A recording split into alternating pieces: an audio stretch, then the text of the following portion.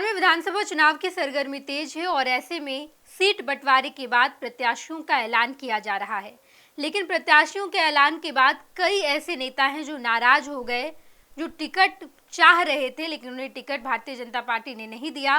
BJP ने 2 list जारी की जिसमें कुल 83 कैंडिडेट का ऐलान किया गया है।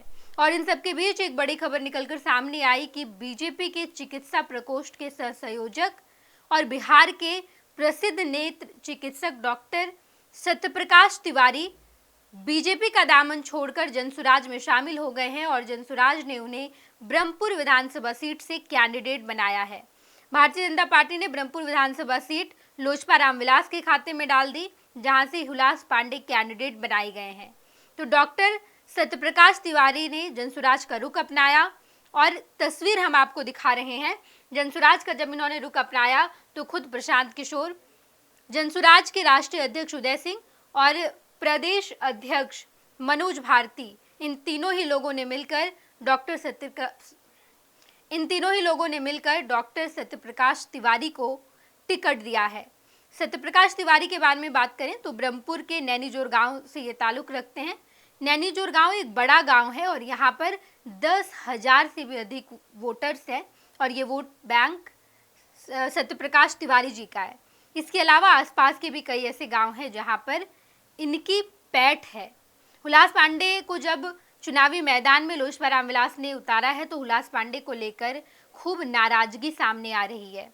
बीजेपी के भीष्म पितामह कहे जाने वाले स्वर्गीय कैलाशपति मिश्र जी की बहू दिलमणि देवी भी वहां से एक बार की विधायक है, वो भी टिकट चाह रही थी, लेकिन बीजेपी ने इस सीट को ही लोजपा रामविलास के खाते में डाल दिया।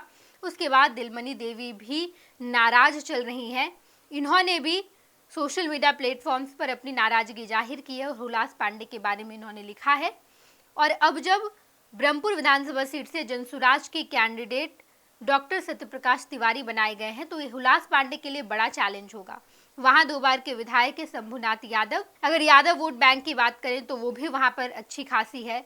और जब डॉक्टर सत्यप्रकाश तिवारी चुनावी मैदान में जाएंगे, जनसुराज के टिकट पर जाएंगे, तो जनसुराज का अपना वोट बैंक और इसके अलावा डॉक्टर सत्यप्रकाश तिवारी का वोट बैंक हुलास पांडे के लिए एक बड़ा चैलेंज होगा। प्रशांत किशोर का गांव भी बक्सर में ही पड़ता है और प्रशांत किशोर की भी वहां अपनी वोट बैंक है जो कहीं ना कहीं डॉक्टर सत्यप्रकाश तिवारी को भी मिलेगा और ये बड़ा चैलेंज हुलास पांडे के लिए है। देखना दिलचस्प होगा कि जो नेता डॉक्टर सत्यप्रकाश तिवारी बीजेपी के चिकित्सा प्रकोष्ठ के सह संयोजक थे, इन्होंने बीजेपी का दामन छोड़कर जनसुराज में एंट्री ली और उसके बाद इन्हें टिकट भी मिल गया है। चुनावी मैदान में क्या होगा ये देखना दिलचस्प होगा।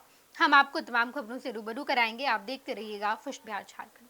विद्या विहार आवासीय विद्यालय 29 वर्षों से आपके बच्चों को शिक्षा, खेल और सांस्कृतिक रूप से समृद्ध कर रहा है।